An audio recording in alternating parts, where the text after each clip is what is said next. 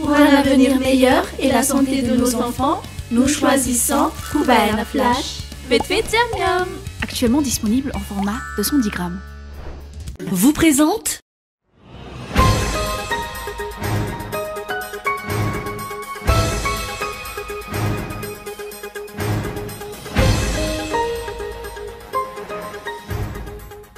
Tous les élèves des écoles publiques reprendront les cours lundi. Le conflit dans l'éducation à Madagascar a pris fin avec la signature d'un accord entre les enseignants grévistes et l'État. Mame Ravalomanana a de nouveau été entendu par la justice mauricienne pour lui. Si le tribunal a tranché pour sa détention au centre de police, son état de santé a nécessité une réadmission d'urgence à l'hôpital.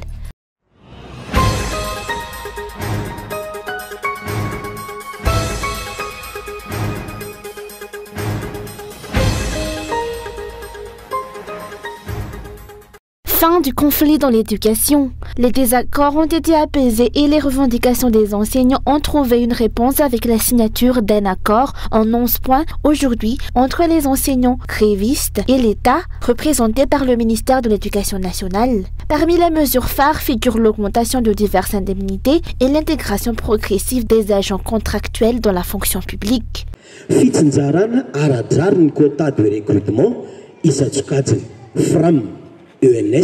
La distribution du quota de recrutement sera équitable entre les FRAM, l'ENS et le CRINFP. Les sortants de l'ENS seront intégrés dans la fonction publique selon les vagues et les accords, avec un quota dédié pour 2026, sans distinction de parcours. L'indemnité de logement sera portée à 200 milliards à partir de l'année prochaine, et l'indemnité de CRE à 150 milliards. Tous les personnels de l'éducation, enseignants comme administratifs, en bénéficieront.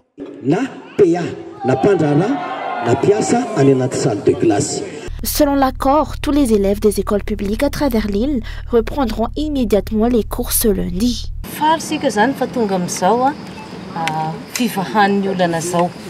Nous sommes heureux d'avoir trouvé une issue à des problèmes qui duraient depuis 10 ans. En tant que mère et enseignante, je comprends ce que ressentent les élèves. Beaucoup ont essayé avant moi, sans succès. J'ai travaillé pour que vous puissiez retourner à l'école lundi. J'ai entendu vos demandes, et cette décision vise aussi à soulager les parents.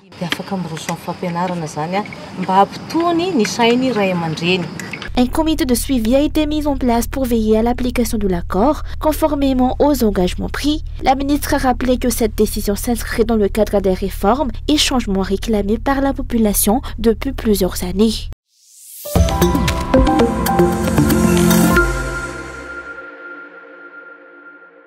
Mame Ravalomanana a de nouveau été entendu aujourd'hui à Port-Louis par le tribunal, après avoir achevé son audition et interrogatoire devant la Financial Crimes Commission.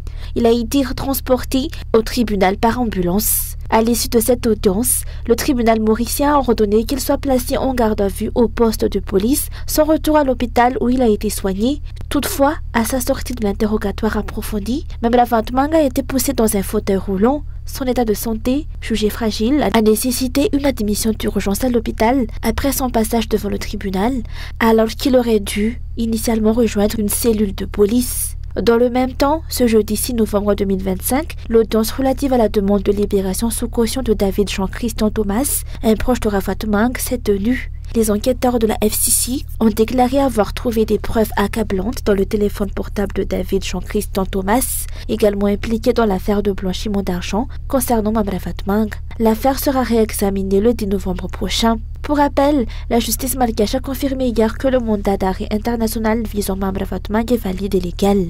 La procédure à Maurice se déroule rapidement sans délai notable. Fait étonnant, le nom d'Radzwil n'est jamais évoqué dans les discussions sur le blanchiment d'argent. Une question persiste alors pour les observateurs. Radzwil sera-t-il également protégé, comme dans certaines affaires passées, au point que ni lui ni sa famille ne soient impliqués publiquement dans cette affaire?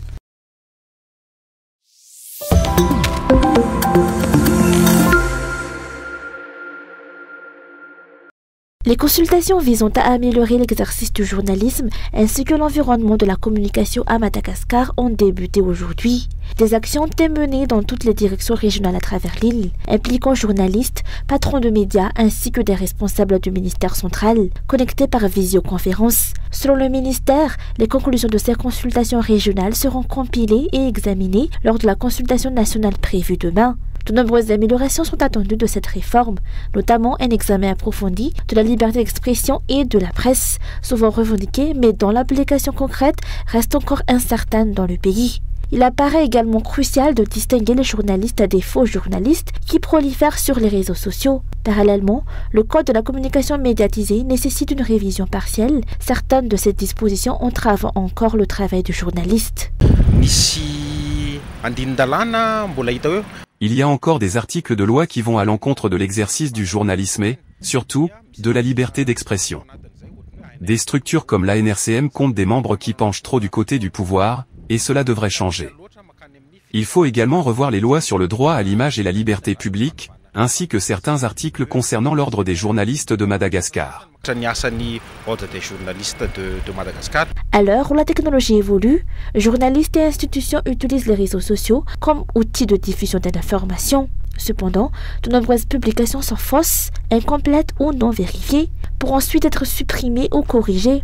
Un exemple fréquent concerne la diffusion des comptes rendus des conseils des ministres, souvent pleines de fautes, un problème déjà constaté sous les régimes précédents qui ne devrait plus se reproduire en cette période de réforme. La communication est délicate, l'information l'est tout autant, surtout lorsqu'elle provient de sources officielles comme la présidence. Certes, il y a l'urgence de publier rapidement, mais ce n'est pas le plus important. Il faut analyser, réfléchir et vérifier les informations avant diffusion. Même effacer une publication fait partie de la communication. L'important est de prendre du recul avant de diffuser une information. Hier, le compte rendu du Conseil des ministres, publié sur la page officielle de la présidence de la refondation de la République, a été modifié de manière inattendue. Initialement, il ne mentionnait aucune révocation des directeurs régionaux de l'éducation nationale. Quelques minutes plus tard, la publication a été retirée, puis remise en ligne, incluant cette fois l'adoption d'un décret annulant la nomination des directeurs régionaux de l'éducation nationale dans 23 régions. Outre cette décision, des nominations et annulations de décrets concernant de hauts fonctionnaires de la présidence, de la primature et de plusieurs ministères ont également eu lieu. Des communications verbales et l'approbation de décrets alternatifs au ministère ont complété ces annonces.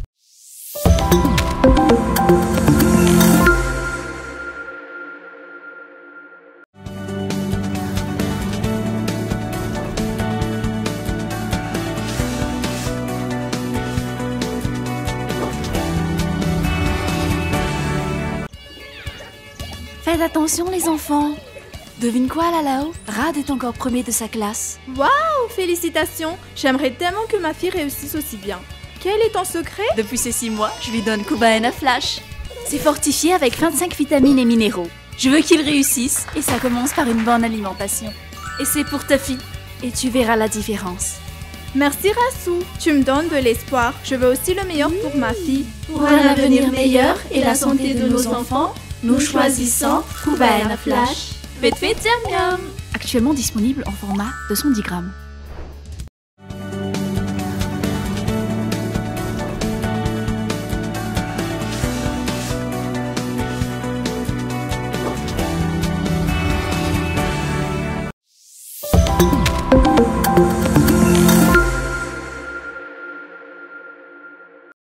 Suite à l'annonce du syndicat autonome de la commune urbaine Tatan Najiv de déposer une plainte contre X contre des velléités de détruire l'hôtel de ville, l'affaire a rapidement dégénéré en tension avec le mouvement Zagassi. D'un côté, Jean Ratiarsou, président de Zagassi, réclame la destitution de l'actuelle maire Tatan Najiv, estimant qu'elle devrait être remplacée par un PDS. Selon lui, l'association de cette dernière avec le régime précédent, des accusations de corruption et de mauvaise gestion, ainsi que la non-transparence de son élection, justifie cette demande. Nous ne reculerons pas dans notre lutte. Nous allons prouver la mauvaise gestion qui va dans le sens de notre combat. Le PDS devrait être une personne ayant participé à la lutte populaire et connaissant bien Antananarive. Nous réclamons cela pour assurer la refondation, une nouvelle personne pour assainir la ville, et non l'actuelle, complice des méfaits passés. De l'autre côté, le syndicat autonome au sein de la CUA assure ne pas défendre la mer, mais suspecte d'autres motivations derrière l'action de Zagassi. Il insiste sur la nécessité de protéger les infrastructures municipales. Selon le syndicat, il aurait accepté si un candidat concurrent d'Arlala Ramanatsoa réclamait des comptes sur les résultats de l'élection, mais manifester en pénétrant de force dans l'hôtel de ville est inacceptable.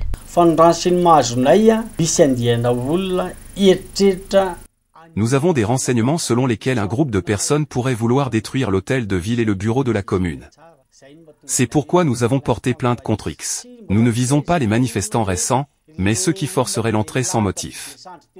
Certains comptes fake sur les réseaux avancent que ce serait nous, mais si c'était le cas, nous l'aurions fait depuis longtemps, l'hôtel de ville est accessible. Notre vigilance vise à éviter que certains profitent de la manifestation pour détruire les infrastructures. À qui la faute alors ? Les deux camps se suspectent mutuellement. Il a été noté que lors de la manifestation à Nalakil, certaines personnes aperçues étaient les mêmes que celles impliquées dans les actions à Akatsu lors de la démolition de constructions illégales.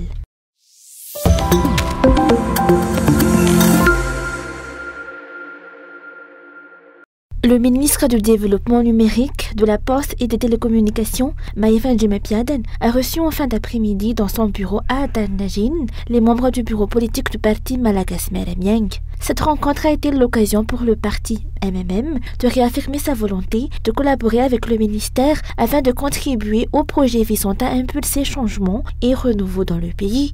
Au cours de l'échange, le ministre a souligné l'importance de cette collaboration pour répondre aux besoins de la population. Selon lui, le département ministériel constitue un levier stratégique pour accélérer le développement, notamment grâce à l'exploitation des technologies numériques. «